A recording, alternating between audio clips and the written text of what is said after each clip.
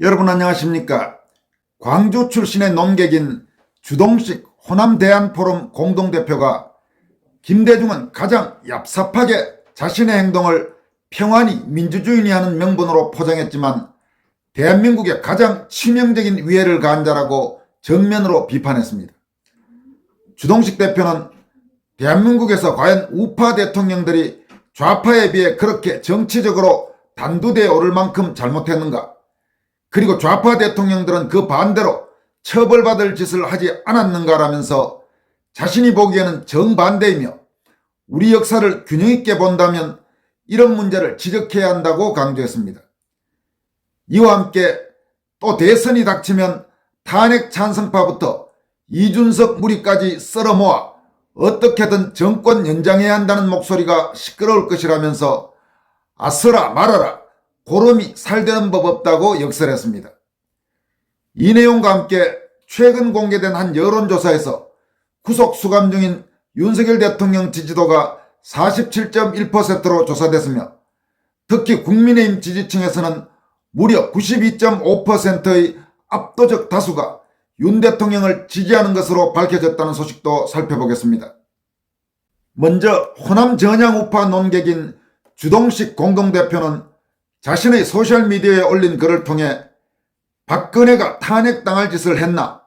그랬다 치자. 그럼 문재인은 내란 그러는데 내가 보기에 문재인이야말로 내란과 외환죄를 이중으로 저지른 자다. 만약 문재인 경호원 가운데 누군가 문재인 재임 중 문재인을 쏴 죽였어도 역사적으로는 무죄 판결이 나올 것이라고 본다면서 박근혜도 그렇고 윤석열도 그렇고 이들이 비난받는 지점은 개인적인 약점이라고 할 수 있다. 하지만 그런 약점이 없는 정치인이 어디 있나? 클린턴의 르윈스키 사건을 생각해보자. 박근혜나 윤통이 그런 수준의 행동을 한 적이 있나라고 목소리를 높였습니다. 그는 이어서 하지만 좌파 대통령들의 행동은 차원이 다르다. 김대중은 가장 얍삽하게 자신의 행동을 그럴싸하게 평안히 민주주의니 하는 명분으로 포장했지만 대한민국에 가장 치명적인 위해를 가한 자다. 북한에 5천억 원이라는 거액을 제공해 죽어가던 김씨조선 체제에 수액을 꽂아 살려주었다. 그 해악은 상상을 초월한다.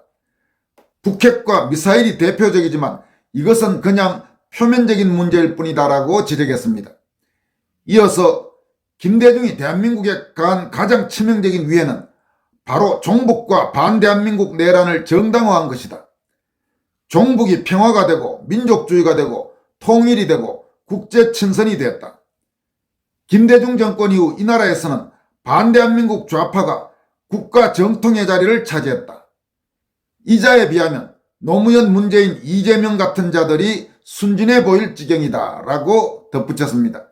다시 말해서 한국의 역대 좌파 대통령이나 혹은 이재명을 포함해서 좌파 세력의 주요 정치 리더들 가운데 김대중이 해악이 가장 크다는 겁니다. 김대중에 비하면 노무현, 문재인, 이재명 같은 자들은 순진해 보일 지경이다 이렇게 지적했습니다.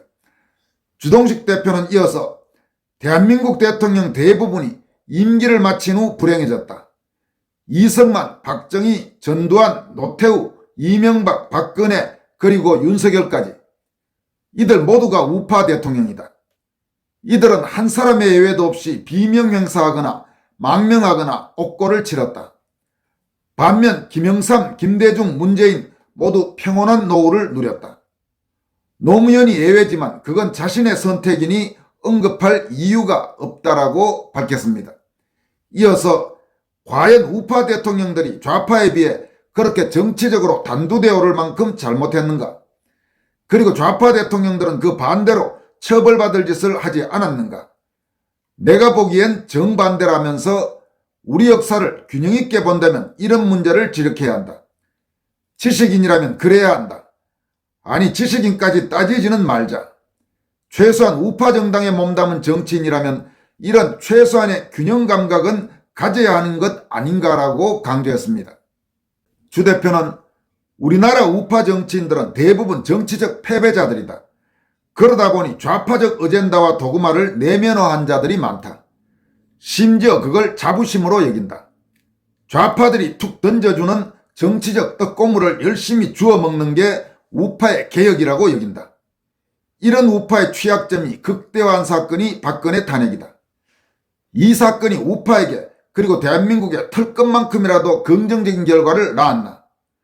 그렇게 생각하는 자라면 지금이라도 민주당에 입당하는 게 정직한 처신이라고 강조했습니다. 이어서 그게 아니고 박근혜 탄핵과 문재인 집권이 우파뿐만 아니라 대한민국의 괴멸적인 결과로 이어졌다는 인식이 국민적 각성으로 자리 잡았다. 이 각성은 박근혜 탄핵과 그 출발인 촛불시위, 그리고 세월호 지랄 난동과 광우병 발광, 효순이 미선희 사건과 민노총 전교조 깽판까지 소급해 올라가는 역사적 반성으로 이어진다. 좌파의 정치적 노획물인 87체제 자체에 대한 근원적 성찰로 이어지는 성과라면서 그 결과가 바로 윤석열의 집권이다. 윤석열이 아무리 약점이 많아도 함부로 버릴 수 없는 이유가 여기에 있다. 윤통은 개인이 아니고 우리 국민의 뼈아픈 정치적 반성의 체현이기 때문이다. 우파라면 이 반성을 역사적 성찰로 87체제에 대한 전면적 극복으로 이어가야 한다. 그런데 현실은 정반대다.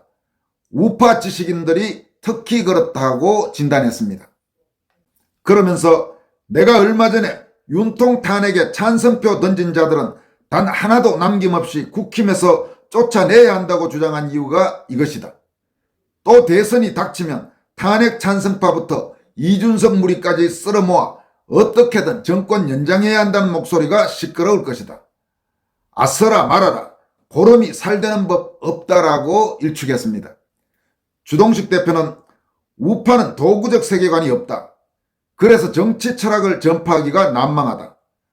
우파 정치학교가 대부분 실패하는 이유가 이것이다. 이런 우파의 정치 교재나 커리큘럼 역할을 하는 것이 바로 정치적 역사적 경험이다. 경험에 대한 성찰적 반성이 정치 교재 역할을 하는 것이다.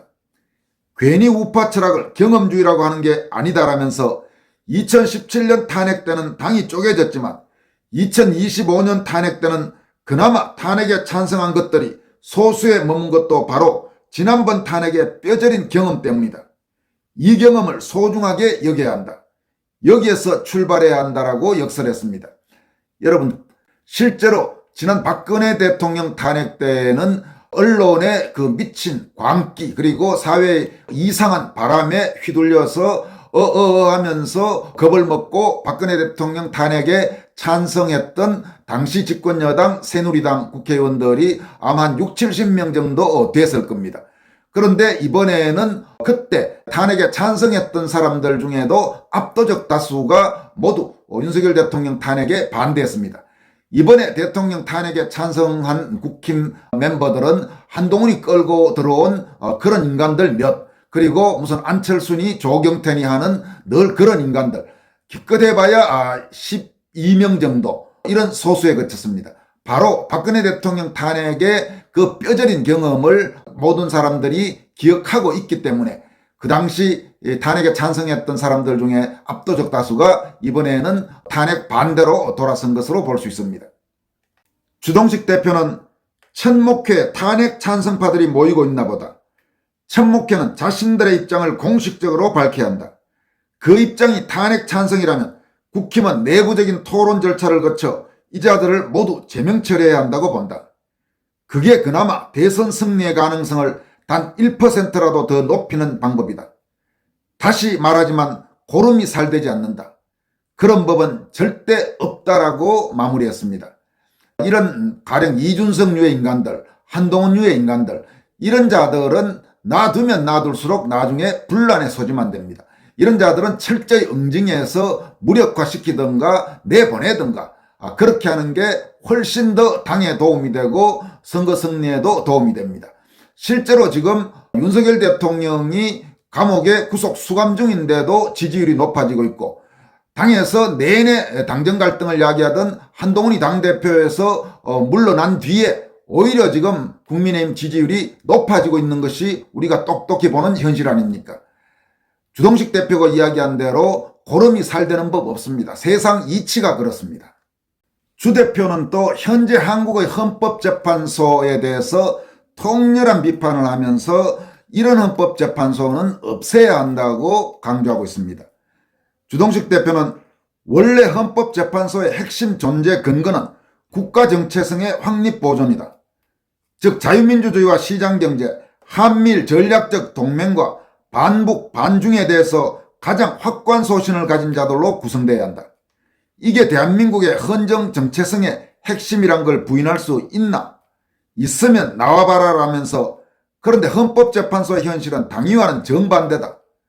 어떻게든 대한민국 정체성을 무너뜨리고 레임 체인지를 달성하려는 문재인의 소신을 공유하는 자들이 헌법재판소를 지배하고 있다.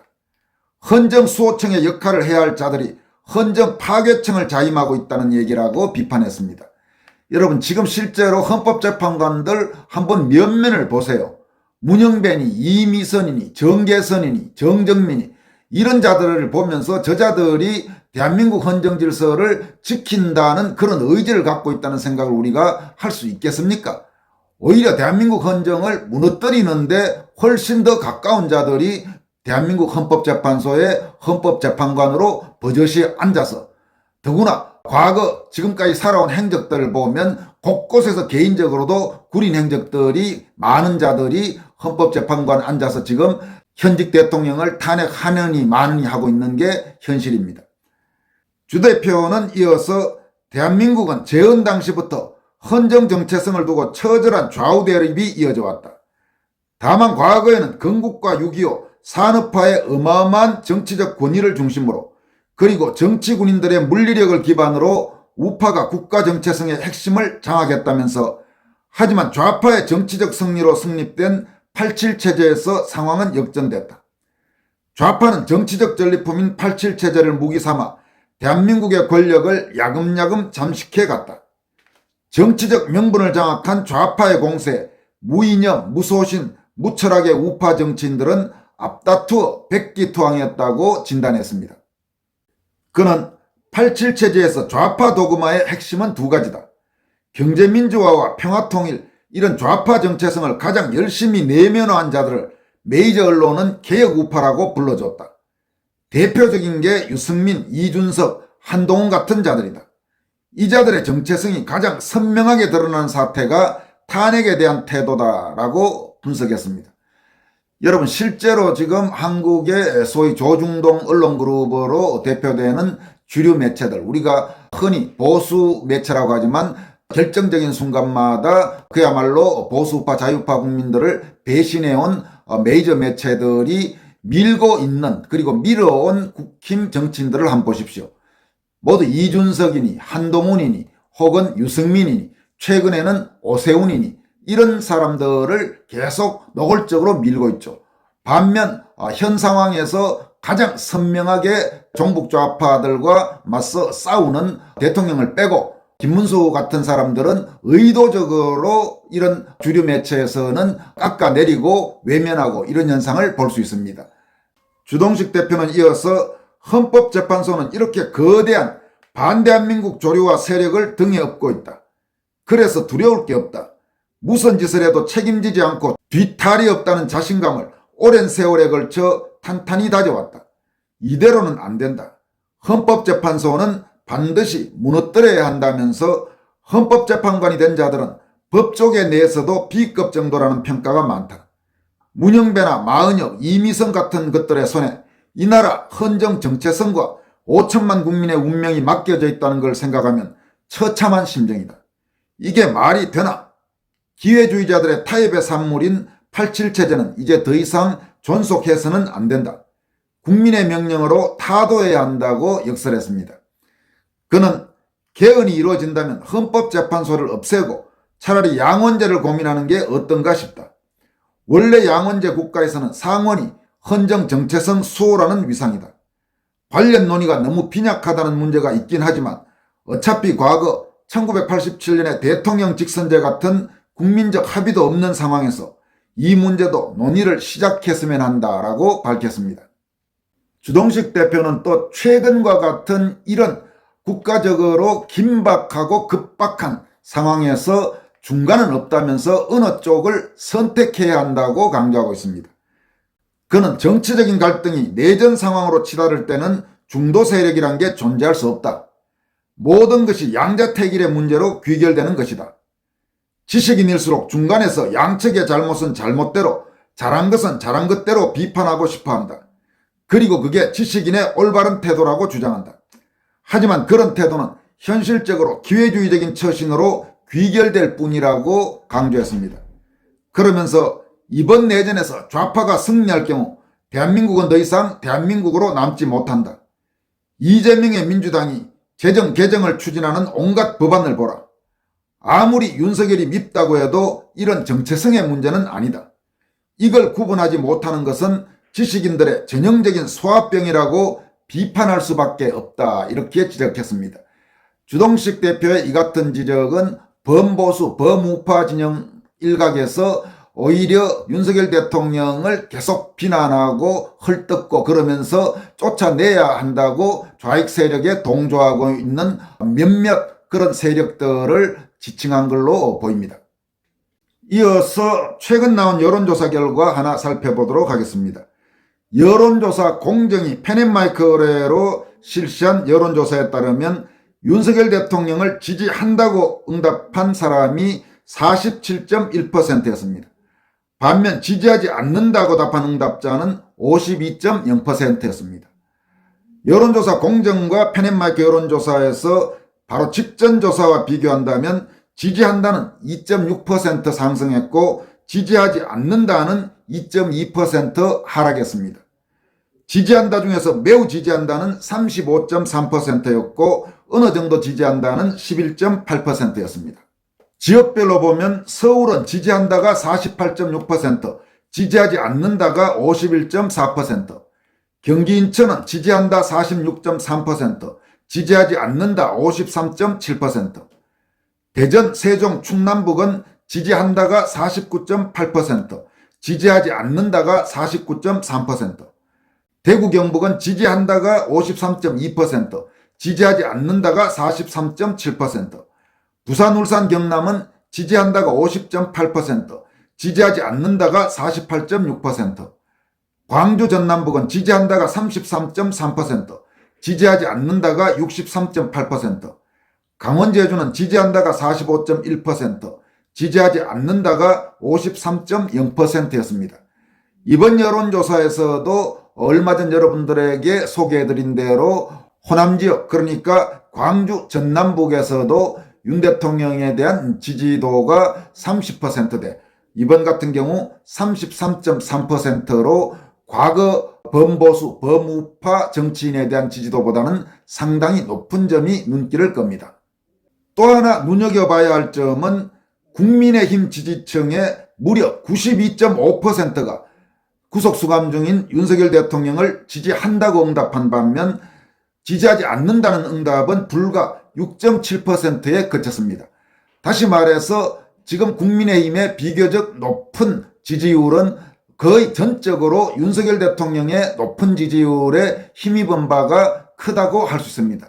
또 다르게 이야기한다면 만약 국민의힘이 윤석열 대통령과 어긋나는 방향으로 갈 경우 국민의힘 지지도는 폭락할 것이라는 점을 보여준다고 할 수 있습니다.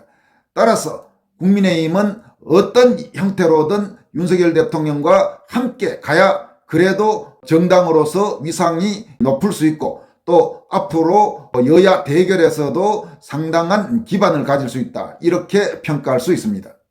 실제로 이번 여론조사에서 정당 지지도는 국민의힘 46.2%, 민주당 41.0%로 국민의힘이 5.2%포인트 높은 것으로 조사됐습니다. 국민의힘 지지율 46.2%는 윤석열 대통령 지지도 47.1%와 거의 비슷한 수준입니다. 그런데 아까도 말씀드렸다시피 국민의힘 지지층의 무려 92.5%가 윤석열 대통령을 지지하고 있기 때문에 국민의힘 지지율은 바로 윤석열 대통령 지지율과 직접적인 연관관계가 있다고 해석할 수 있습니다. 국민의힘 지도부 권영세 비대위원장이나 권성동 원내대표나 절대로 지금 이 냉엄한, 그리고 국민의힘 지지층이 어떻게 생각하고 무엇을 바라고 있는지 결코 잊어서는 안 될 것입니다. 지금까지 권순알TV였습니다. 여러분 고맙습니다.